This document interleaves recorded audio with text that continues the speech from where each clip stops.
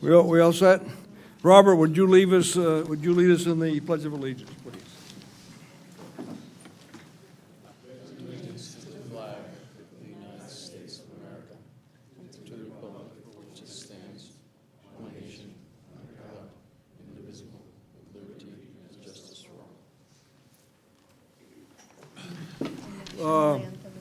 Would you call the Yes, sir. roll, please? Mr. Gonzalez? Here. Mr. Avia? Here. Mr. Holland? Here. Mr. Martinez? Mr. Rodriguez Pina? Here. Ms. Fano? Mr. Vasquez? Ms. Weinberg? Secretary Pago? Treasurer Fernandez Guzman? Vice Chair Gutierrez? Chair Ferre. I apologize for my informal dress, but I've been in the hospital all day. My sister is very, very ill, and I've had to be, I went to my therapy myself. This is why I'm dressed in sports clothes, and then I had to go to the hospital. I haven't even had lunch or anything else, so I apologize. I didn't have time to go home and change, but I didn't want to be late to the meeting today. So, would you, we have a declaration of voting conflicts. Good afternoon, Council. Dan Espino from Weiss Serota, board members. If you have any conflicts with any agenda items, please declare them at this time. Conflicts? There are none. Before we get into citizens' comments, you know, we go under Robert's rules. In Robert's rules, you have to, the board has to approve the agenda. And we do that once, sometimes we do it, and sometimes we don't do it. And I think it's proper for when agendas are made out and they're made, we have an open system, so anybody that wants to put anything on can put anything on. The agenda is done by the executive director with the chair's approval. But I think it's important that we formalize the agenda at board meetings. And that is the way Robert's rules. So at this time, I will take a motion to accept the agenda as it is presented to us. It's been moved. Is there a second? Further discussion? All those in favor of the agenda as presented, say aye. Aye. We now have citizens' comments. Are there any comments to be made by any members of the public? Please step forward. Give us your name and your address, and you have 3 minutes, sir. Carlos Garcia, rollback tolls, 127th and 116th. In Kendall, first of all, I hope a speedy recovery to your sister. Thank you, sir. And hope everyone had a good Memorial Day weekend. I would just say I had the opportunity to meet with the new board member Vasquez earlier. Thank you very much. And I've made this point. Would like to ask that the committee meetings be video recorded, like the board meetings are video recorded here in the boardroom. I think that it would go a long way to provide people that cannot make it to the meeting an opportunity to see what goes on here. But more importantly, I know that a lot of the nitty-gritty gets done at the committee level that gets to the board. But you know, I think it would be, you have the capability in this room to do it. I know that there would be a cost. I know you have a vendor for that. I think it would be a reasonable question, a reasonable ask to do that, and to put it up on your website. I know you have a YouTube channel, and I commend you for, you know, taking the initiative on all the new technology. But the videos that are on the website, on the MDX web, are Windows media files, and they cannot be viewed on an iPhone or a Mac. For that matter, getting it on YouTube makes it viewable from any device in the world. So, you know, the last video, it took almost a little over 3 weeks to get the April board meeting video onto YouTube.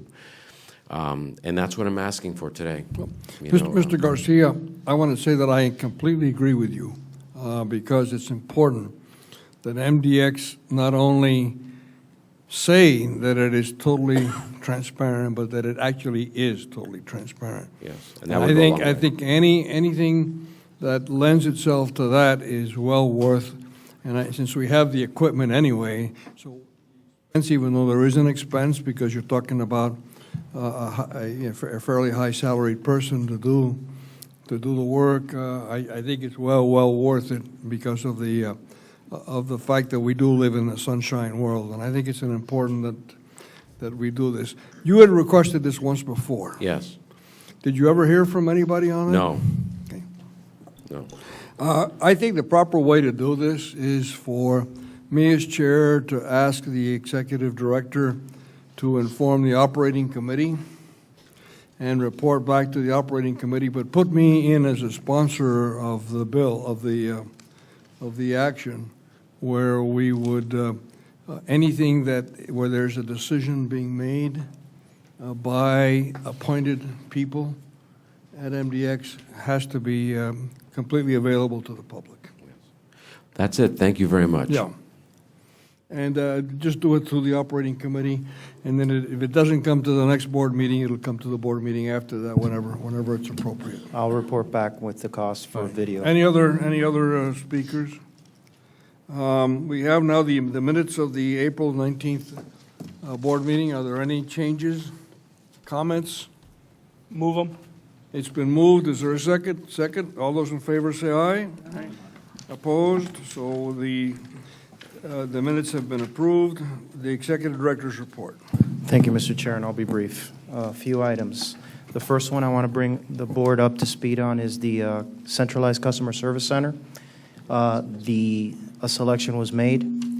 The process has been stopped because there was a protest by the second and third vendors. It has been referred to an administrative hearing. The Florida Department of Transportation is leading that effort, and hopefully the hearing will take place in early summer, and we will be able to move forward with the negotiations with 1, 2, or 3 of the vendors. So I'll keep you posted. In the meantime, we're using our vendors currently, and since we started sending out the toll-by-plate invoices, it has been very, very good. This is the type of vendor that we've always wanted, that we should have had. So, Well, I think, would you expand on it a little bit? For example, you told me that the average bill was $20. I think We sent out- In other words, yeah. to this alarm that people were going to be shocked when they got their several $100 bills, that the average bill has been $20. yeah, we bundled October, November, and December into one invoice period, and the average bill was actually less than $20. What it proved is what we've known for a very long time, that when it comes to toll by plate, by increasing the rate of toll by plate, because it's the most infrequent of users, you'll have a very large population of people who don't use the facility very often. Because if you do use the facility often, you should get SunPass. And the other part of this process that we've made available to the public is when they get the invoice for toll by plate and they call in and they convert to SunPass, they'll get the SunPass rate, no questions asked.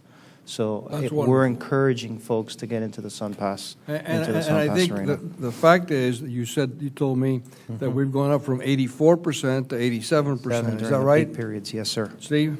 Yeah. So, I mean, 87% is that's up there. I don't think there's anybody that's over 90% anywhere in the United States No, no. that I'm aware of. So if we're at 97%, we're doing good. Yeah, we're doing very well. In this last period, we also attended the Team Florida meeting, and 2 board members joined us, Mr. Rodriguez-Pena and Ms. Weinberg.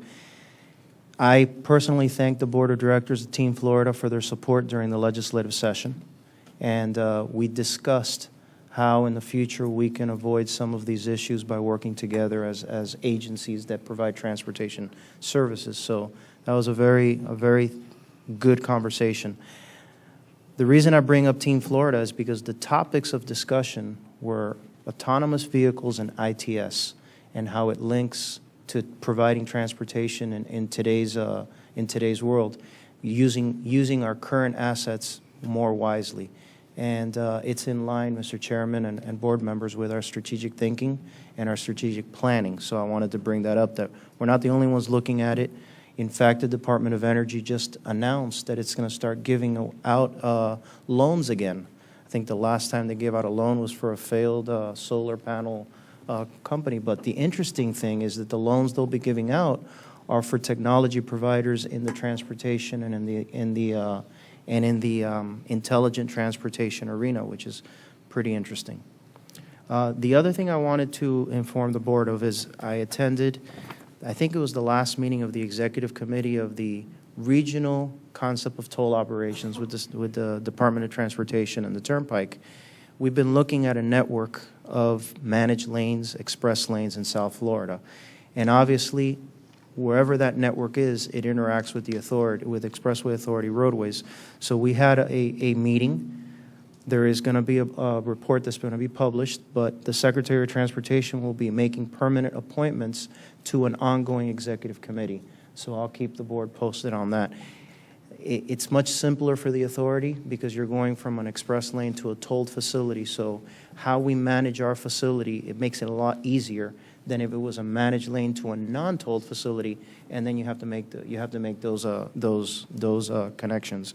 So I will continue to report on that as we move forward. As far as the MIC transfer goes, Secretary Pago and I are going to start making visits to the Board of County Commissioners. What we're going to have to discuss is the details of the transaction and how it benefits transportation in Miami-Dade County, and that's going to be the key in going through the process of the Board of County Commission and seeking resolution from them for this transfer. We hope to do that this summer before their break, and we will again report back to the board as we move that along. And then finally, I want to thank all the board members for participating at the budget workshop. It was a little later than usual for obvious reasons, especially the legislature, but I think we got a very healthy budget, and it addresses all of our needs to our commuters and the folks that use our facilities. So with that, Mr. Chairman, I conclude my report. I have two questions of you. I really believe that it is absolutely essential that we better explain, and that's why I'm so anxious to see a quicker result, which I'm frankly very disappointed in with Luis Ajamil and Bermelio Ajamil in the work that they're doing on the strategic master plan. We're way behind. One of the things I had, since I'm on the MPO, I had requested a meeting with Chairman Rebecca Sosa on MPO issues, and the MIC issue, of course, came up, and I was frankly amazed that she did not understand the importance and the strategic relationship between the MIC and FIU and downtown Miami and the port of Miami, the airport and the port, how this MIC is the hub link that builds them together. And I think I feel that was really my failure. In other words, I should have done that a long time ago. And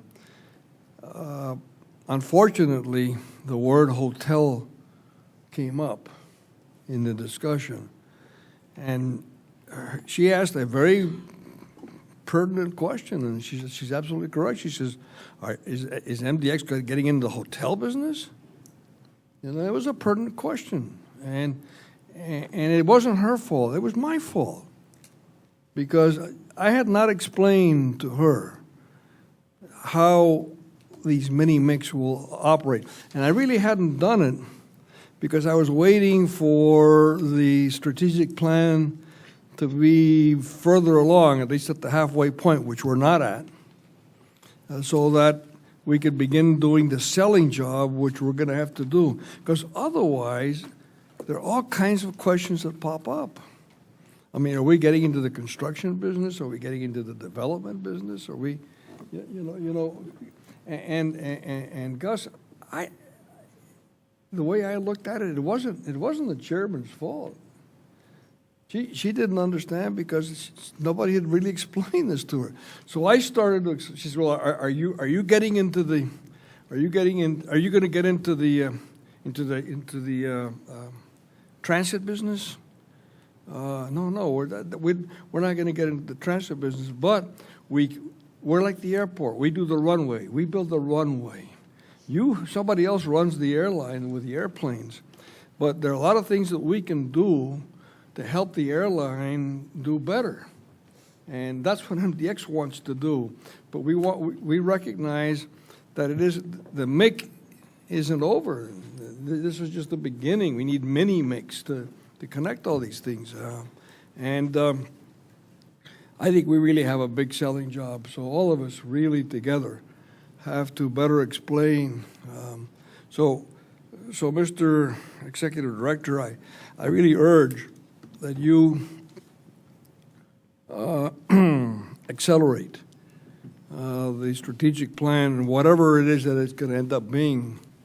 We really need to have a better grip on what the MIC means to the transportation future of MDX, because at this stage of the game, I don't think it's at all clear. And I want to tell you that, and let me give you a perfect example of it. We're fortunate that we have Al Shardy writing articles in the Miami Herald. The article that Al Shardy just recently wrote this weekend ended up in the end saying, and the MIC is now in negotiations with MDX. Had he not handled that with that simple sentence, and had he been more explicit and more extensive, I think we'd have a serious problem in our hands. And I really believe that we have to be. That was a wake-up call to me, and I want to repeat again and again. It had nothing to do with the chair, or I think the chair was completely correct in the question she asked, and I think it's incumbent on you, Mr. Executive Director, and Mr. Pago. I don't mean to pick on you, but I think you guys have got to do a selling job here so that there's an understanding of what is MDX involved in the MIC, and what's the future of it. We haven't explained that sufficiently well. The other thing that I want to talk about on your report, Mr. Director, was you did not mention your participation at the Collins Institute. And the Collins Institute, which is a big think tank, one of the few think tanks in Florida, had a section on transportation. And in the opening sentence, it said the future is congestion pricing and toll roads. So here we have the Reason Foundation, which is an ultra right-wing libertarian think tank, saying the future is toll roads and congestion pricing. And here we have a liberal Collins Institute saying the same thing. Hello. And I think what's happening is that you're going to see some big changes in Washington at both the Republican and the Democratic side on the funding of transportation after this transportation bill gets through.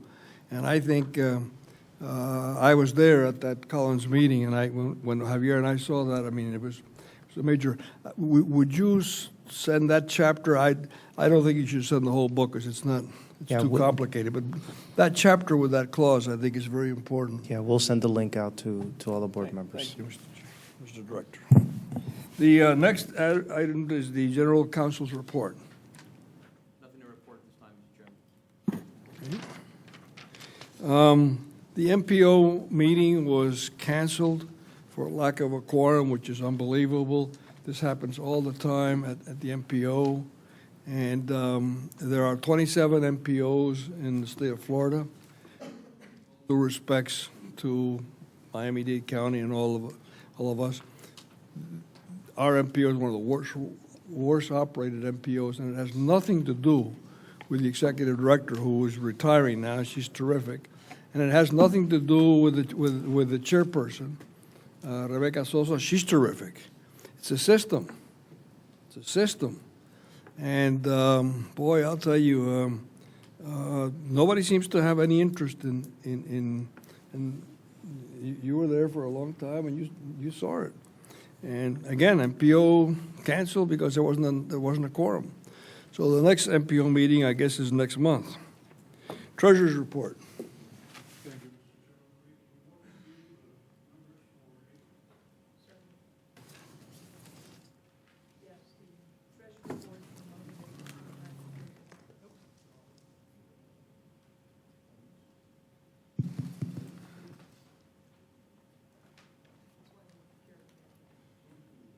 Maybe not. Just wait, don't use my I apologize for technical difficulties. The treasurer's report is for the 9-month period for April 30th, 2014. Overall, the revenue for year-to-date was 108, pretty much flat to the forecast. On the expense side, $83.4 million, about 4% below what the forecast is. So we do anticipate that we would be about 1.58 coverage by the end of the year. Quite a bit to cover.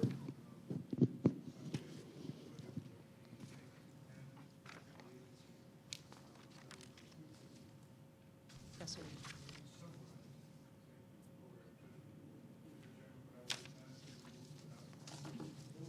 It's been moved. Is there a second? Second. It's been seconded. Is there further discussion on the adoption of the treasurer's report? All those in favor say aye. Aye. Opposed? All right. We now move on to the committee reports. Are there any committee reports? The committee reports are part of the agenda. So we're now on the first item, action item of the regular agenda, which is item 8A. Mr. Executive Director. Actually, this is a motion to adopt the fiscal 2015 annual operating budget. It was endorsed by the Budget and Finance Committee on May 12, 2014. And before the discussion of the item, I do want to state for the record and for the minutes that when the budget workshop was held on May 12th, the public communications budget was a placeholder. Subsequent to that meeting, we had a public communications meeting where the public communications plan was presented and adopted. And at that point, the budget was adopted with the caveat that it would be monitored on a quarterly basis, not only for expenditure, but for effectiveness. So that I wanted to make sure that that's on the record before there's any discussion on the budget. Marie, anything to add, Marie, on the budget? Are there any questions on item 8A, which is the approval of the fiscal year's annual operating budget? Mr. Chairman, the only thing I would like to add to this presentation is that I think the 2015 budget is a launching pad for one of the healthiest stages of the agency in its history with respect to debt service coverage ratio and some of the other financial aspects of the agency. So I must congratulate staff for a very fine job, as well as thank our blessings for how this agency is going to be handled in the upcoming pricing. I think we've been very, very lucky with the upcoming bond issue. So everything has played in our favor. With that, Marie, do you have anything to add to the No, sir. presentation? Are there any questions of the administration on the approval of the annual operating budget as endorsed by the Budget and Finance Committee on May 12th? I will move it. Is there a second? Further discussion on item 8A? It's been moved and seconded. Further discussion. All those in favor, say aye. Aye. Opposed? The item carries. We're now on item 8B. Mr. Attorney. Yes, Mr. Chairman.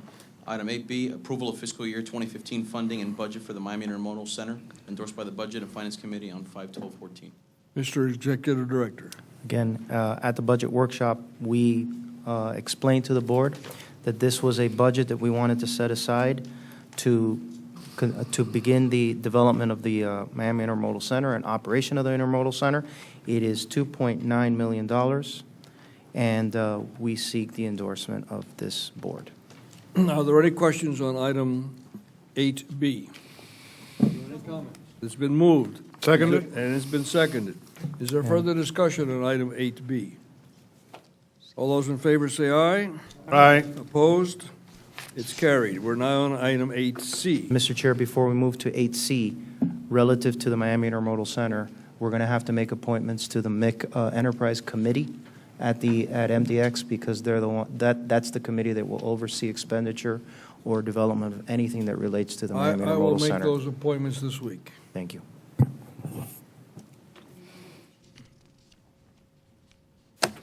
The chair is by legal agreement, the standing secretary of District 6. Correct. All right, Item C. we're on item 8C. 8C, MDX procurement, it's regarding MDX procurement contract number RFQ 0903, municipal financial and swap advisory services. Specifically approval to extend the contract term for a period of 4 months. It's been endorsed by the Budget and Finance Committee on 5/12/14. Director, Nothing to add. any questions on the procurement contract as passed by the Budget and Finance Committee? I will move it, Mr. Chair. It's been moved and seconded. Further discussion on item 8C. All those in favor say aye. Aye. Opposed? We're now on item 8D, Mr. Attorney. It's regarding MDX procurement contract number RFP 1402, MDX work program numbers 83625.030, 86331.030, and 30036.030, design build services for State Road 836 extension, westbound access, ramp, State Road 836 infrastructure modifications for open road tolling, ORT West and South, State Road 836 overhead sign structure coating, and an amount $12,200,000. Approval for contract award endorsed by the Joint Operations and Budget and Finance Committee on 5/16/14. Mr. Executive Director, Helen will walk us through this. All right. Is that right? And just as a reminder to all of us, this is a matter that has come to this board many, many, many times. The last time we had quite an active session. Thanks to several members of the board. I think the contract has been improved by all the discussion, and here we are. So Helen, take us through it. This is the motion requested is to approve the award of the contract to Halley Engineering Contractors for $12,200,000 for 565 calendar days for the design build services of the improvements on State Road 836. As you said, this has gone through the Operations Committee a couple of times. The two bidders that were, or the two proposers that were evaluated for this process is Haley Engineering and Munilla Construction Management. After the evaluation of the technical proposals and the opening of the price proposal, Haley Engineering Contractors became the #1 proposer. This contract includes a 15% small business participation as well as a 15% local business participation. And staff is recommending award of the contract. Is there any discussion on this item? If not, is there, go ahead. Mr. Holland. I go wasn't ahead. at the meeting. I have no problem with the recommendation and the base, but have we made a decision on whether or not the optional services are going to be needed? Because there seems to be $1 million discrepancy there. The optional services will not be exercised. All right, so there will be no other change orders later for optional services? Okay. Any further questions? Any other comments? Is there a motion? I make a motion. Is there a second on the motion? It's been moved and seconded by Mr. Vasquez, seconded it. Are we ready to vote? All those in favor say aye. Aye. Opposed? Item D passes. I'm We're- abstaining from voting You're abstaining from voting on item, on this on item. item D. in abundance of- Caution. Let the record so reflect that the vice chair is abstaining. We're now on item E. Mr. Chairman, item E is regarding MDX procurement contract number RFQ 1107, Federal Legislative Advocacy Consulting Services. This is approval to assign the contract with Cardenas Partners LLC for federal legislative advocacy and consulting services to Squire Sanders Public Advocacy. It has been endorsed by the Intergovernmental and Public Communications Committee on That's what I want to say 5/16. today. And board members, before we take action on this item, this was an assignment to Squire Sanders because Cardenas Partner was dissolved and taken over by Squire Sanders. But just recently, we got notice that now Squire Sanders is going to be merging with Patton Boggs. Patton Boggs, so we're back to Patton Boggs. If I may, Mr. Director, I just was speaking to Helen before the meeting. We know that Squire Sanders Dempsey, the law firm, is merging or is being somehow acquired and becoming Squires Patent Boggs. Right. This is with Squire Sanders Public Advocacy, Okay. which is So- subsidiary. So it's unclear exactly how that will be affected, but it's like this will remain a separate entity with some kind of relationship with that new merged entity. Wanted to make sure the board knew because we all got Is that- We all notifications. got today. an email. Well, I think just for the record, we don't have to use them. If for any reason you find that something's not quite the way you want it, don't use them. Yeah. The agreement is task In other words, authorization. It doesn't cost us anything. Okay. Are we ready to vote on item E? Is there a motion? It's been moved. Is there a second? Further discussion on item E. All those in favor say aye. Aye. Opposed, it passes. We're now on F, approval of lease parcel 47 to Miami-Dade Fire Department endorsed by the Joint Operating and Budget and Finance Committee on 5/16/14. Mr. Chairman, Jason Green is here to answer any questions that the committee might have. This was approved by the Joint Operating and Budget and Finance Committee. Are there any questions? Are there any statements? Is there a motion on item F? It's been moved. Is there a second? Second. Is there further discussion? All those in favor of item F, say aye. Aye. Opposed? It carries. We're on item G. And go ahead, Mr. Attorney. Thank you, Mr. Chairman. Item G regarding MDX procurement contract number MDX 1413, electronic vehicle EV charging and community information network endorsed by the Joint Operations Budget and Finance Committee on 5/16/14. This is for the action of the board endorsement of agreement with All Vision for the non-toll revenue generating project of electric vehicle charging and community information network. Yeah, this is a matter that has also been before us on many, many occasions, and the last time we decided to have a joint operations and budget and finance committee. It was thoroughly discussed. In this too, the participation of many of the members of the board have really helped improve, and I thank All Vision for your patience and those of you that made this a better contract. Mr. Executive Director, go ahead. Mr. Chairman, committee members, what's in front of you is the agreement, the professional services agreement with the scope of work and the method of compensation in their final form for endorsement by this board.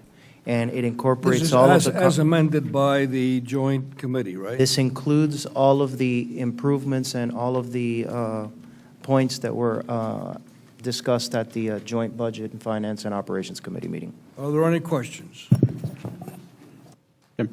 First of all, most of you heard some of my comments. I'll try not to be repetitive, if you will, in today's comments, but I think most importantly, when we voted this out at Budget and the Joint Committee, there was a rush, if you will, and some clarification regarding the actual amount. Some of the terms were changed, and I think I would like to address that. And at the committee, we voted with the understanding that there was an increase for us. And I think subsequent to that, it required additional clarification. So what I would ask if Marie can elaborate on that as to discussion regarding what we actually voted and kind of the terms that have been changed. This item was first presented for approval at the February board meeting.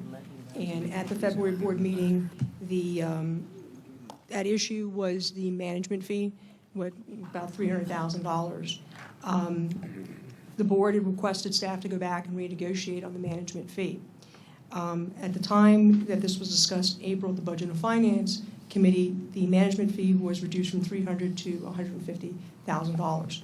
But also in that discussion, net revenues were changed based upon a discussion with All Vision, what they felt was more equitable. So the Budget and Finance Committee looked at two scenarios. They looked at the original scenario in February that yielded MDX roughly for the 14-year period, $8.6 million. The scenario at the Budget and Finance Committee yielded $9.3 million. So it really wasn't a discussion about any changes of terms and so forth. But we were requested by the committee to do the analysis per the contract. So in your package, there were 3 scenarios, which was the scenario from February, and then scenario 2 was based upon Budget and Finance's evaluation. And then scenario 3 is essentially taking February's numbers and reducing the management fee from 300 to 150, which was agreed upon from All Vision, and leaving net revenues as it was in February per the contract terms. And that number yielded MDX a $9.9 million earnings potentially. So there was a differential between the 3 scenarios, where the last scenario per the contract would yield MDX about $575,000 more than the proposal by All Vision at the Budget and Finance Committee. Yield the floor. Make it clear, though, in both scenarios, the one discussed at Budget and Finance and the one that you validated based on a gross revenue versus net revenue equation, in both scenarios, MDX had a gain in the overall. In comparison to the February's analysis, yes, sir. Just wanted to make that clear. Okay. Not only that, if I may add, but the February is almost moot because the total dollars are 12 million and change over 14 years, and if you look at the comp set on 2 and 3, the total dollars are 14.1. So there's a gross revenue adjustment that was made, just to make it clear. So, Mr. Chairman, Go ahead. just to clarify that, according to my conversations and my calculation, there's a delta of about $575,000 that would be coming to MDX. And I just want to make sure that we, supporting this, understand that while the numbers have changed, I think we agreed the management fee is $150,000, but we changed the terms from a gross to a net. That nuance, in my opinion, mitigates the $150,000 management fee, because now you change the terms of the condition. So while we end up doing okay, I think we voted on something that we may have not known what we were voting for. It's my assumption. But the bottom line, from a policy perspective, if we voted as it is today, we would be giving up, in my opinion, a $575,000 opportunity that should be coming to MDX, because we are agreeing to the gross term versus to the net term versus the gross term. So if the board feels so inclined to do that, it will be done with your conscience, and that's why I wanted to have Marie to have the discussion, to have this dialogue, for you all to understand what you're doing, and because what we did at the board meeting, there was some confusion. If you remember, Mr. Guzman, we were trying to crunch some numbers, and I, for one, was one that was confused and needed that clarification, and this is what that clarification yielded. So understand we could be having an additional $575,000 if we agreed to the terms today versus by agreeing to accept the change from the gross to the net. So that's one of my comments. If anybody has questions, I have a couple of more questions that I want to make. Wait. We're going to do this in an orderly basis, one by one. On this issue only. Only question I have with respect to the switch or modification to a net, was this a request by us to the vendor, or the vendor requested that we go from gross to a net calculation? The vendor made the change, Ron. Okay. Jose, you had a question. I did. There's a couple things that and again, I think it's very important to go back in time, because I have a fundamental disagreement with this chart. First of all, where it says endorsed by the Operations Committee on 2/18, we don't have to do this, but if you review the notes or the meeting notes from the last meeting that we had on 5/16, you'll note that in my opening statements, I made it extremely clear that what we endorsed was for staff to go back and vet and come back to the Operations Committee before it went to ratification at the board. I made that clear, and I made that statement because there were 3 issues that they needed to get back on. So we never endorsed, at least in my mind, the numbers that you see here that show that's model number 1. That may have been the math. I'm sure that the mathematics are exactly what was discussed, but we never endorsed it in my mind. So that was point number 1. Point number 2 is, and this is my personal opinion, so indulge me here, the mathematics didn't work the way they were structured, folks. It doesn't work. For a contract to be fair and equitable, it has to be fair and equitable to both parties. When we had a dialogue with All Vision, and there were several board members involved in that, I think that it was clear, at least in my mind, that there was an understanding that the way that the participation would trigger, it would be based on a net. So, those are my comments. Josh? Chair recognizes you to answer. Thank you, sir. Just wanted to touch base on this quickly. So our original proposal, which is kind of that Model 1, is listed there. As our negotiations with the board continued, we said we would cut that $300,000 in half, which led to the 150. And in additional consideration from that, everything would be based off of net revenue. The concept, the basis should be based off of what the authority makes at the end of the day, not a hypothetical gross number where expenses can be removed from that. So that takes you to Model 2, which generates a $700,000 increase.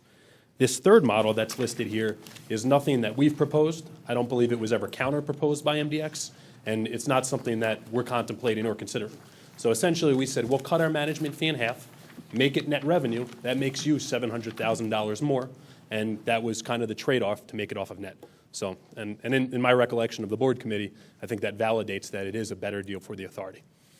Thank you. Why don't you stay there for a moment? Are there any questions? I have some questions, Chair. Go ahead. So the change, and I understand you're a for-profit corporation, so Of course.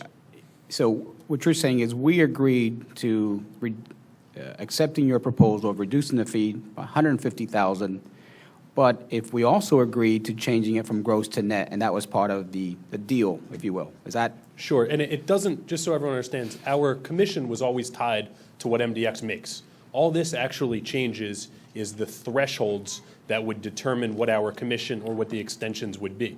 We view that this operates where it should operate. Quite frankly, it would be a moot point. This is on the worst of the worst-case scenario. Keep in mind that the original term is a 7-year term, and in order for us to justify that, we would never make our full commission during that initial 7-year term if it was based on the gross. So in working with Mr. Guzman and Mr. Evia, we determined this was a fair process to determine your needs as well as ours. Are there any other questions on this issue? On this issue? I have some more questions. Yeah. On this issue? Yes, sir. When was the introduction, when was that discussion had? Because, again, you and I had a conversation, and a very productive conversation. At that point in time, we had talked about the reducing of the fee, but it was never, at least to my knowledge, disclosed that you were reducing it, you were changing the terms from a net to a gross. Is that correct? So the question is, when was that introduced to us for the first time? Was it at that joint board meeting?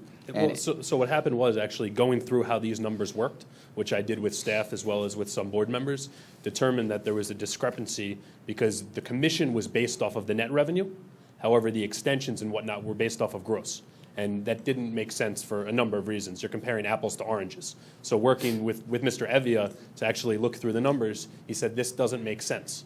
We looked at those, confirmed with staff that in order to do this, it made sense. So the first time it was publicly proposed was with all these changes, was at the last joint committee meeting.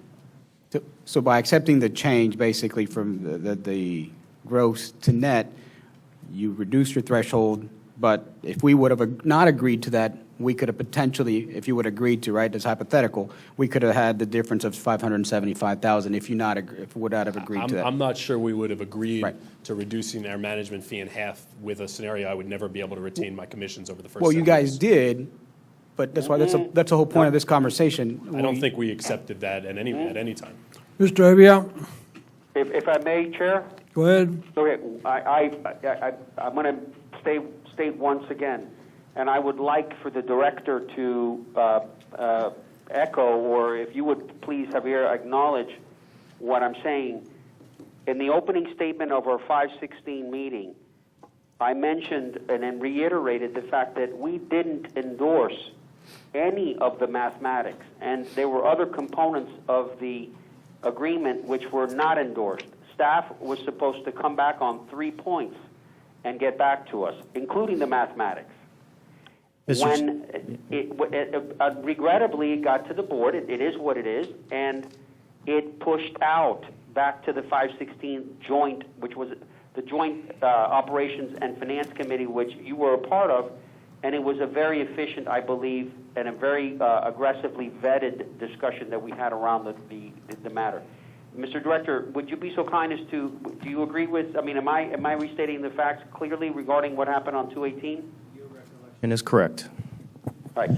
Further So I discussion just on wanted this to item. reiterate the importance that we never, that the endorsement of the mathematics under Model 1 never occurred. Had the joint meeting. That's the reason we had Precisely. able or willing to endorse the mathematics of Model 1. I beg your pardon? That in fact, that's why we had the joint meeting, because neither of the committees were willing to endorse the mathematics of Model 1. That is correct. All right, so it sounds as if, based on what I'm hearing, that neither committee has endorsed anything. That, I don't know if this is... No, Model 2 was discussed. The only concern that I have, and I was hoping to be able to resolve my unreadiness on it, but I see the pro forma kind of basis on the 1 to 7 years, 8 to 14, and 14 years and on. But the capital costs have to be retired within a 5-year period. And so I'm curious as to why there wasn't a scenario on the 5-year period, because when I look at the 5-year period based on what I see here for the first 2 years, $250 per site, that's $750,000 of minimum dollars, gross dollars. When I look at our capital costs at about a little over $50,000 a month, it's just my raw numbers, that comes up to $630,000 a month if you add the 5% interest in there. That's exactly right. So when I look at that scenario and then you add $150,000 to that, which is the management fee, it looks like you're above what you're going to be bringing in the first year. And that's not counting commissions and all the other things that are in there. To me, I thought the performance should have been based on a 5-year period, since that's when you're retiring your capital costs. So at least you kind of know, maybe we're going to be in this for the first 5 years for nothing. And we need to know that we're expending this capital in hopes of this revenue down the line. To me, I just would rather see that break out, so at least we make an intelligent decision on that, as opposed to a 7-year period. Obviously, those 2 years end up being your fluff years because there's no capital costs. But can you carry it for the first 5 years? So that becomes a question that you have to have. These are the issues, answer to. of course, that have been vetted in the operating in the joint. But, Mr. Executive Director? Yes, to respond to Mr. Holland, the answer is yes. And if you look at the pro forma, it does, not only do we recoup the capital in the first 5 years, but there's actually a sharing of net revenues pursuant to the contract terms. And yes, years 6 and 7 are with no capitalization costs, so it actually increases our shares both sides. The entire agreement, the reason we did the 7 years, originally, and I'll go back way in time, originally the proposal was a 50-50 share where All Vision took all the risk, but they wanted a 30-year commitment. In discussing it with board members over the last 18 months, the 30 years was off the table, and that's why we settled on 7, which is the longest contract term that we have in place right now, which is our asset maintenance contract. So we mirrored it off of the asset maintenance contract. And then in further negotiations, we incentivized it so that it can't be automatically extended without certain performance measures or performance thresholds met. That's the only reason why it's 7. This thing has been negotiated for 18 months. It's been going over and over and over. We've gone to operating committees. This is the classic horse that has been designed by a committee that ends up being, as you know, a camel. So this is, I mean, we have vetted this thing and gone over it. Thank God that those of you that brought up issues did, because it's an improved contract. But, I mean, you know. Mr. Chair? Yes. Yes, Thank you, Mr. Mr. Chair. Rivia. I'd like to just respond to Mr. Holland and just echo a little bit more of what our director said. Mr. Holland, if the way the waterfall is structured is we get our capital is repatriated plus the 5% interest, exactly the way you surmised. but we are senior to any other distribution, with the exception of that management fee, I think. So, in the way, on a very aggressive basis, in a negative way, we're in very good shape for those first 5 years. And it's a shame that along with this model example that they didn't put the whole thing on a year-by-year basis for the 15-year spread.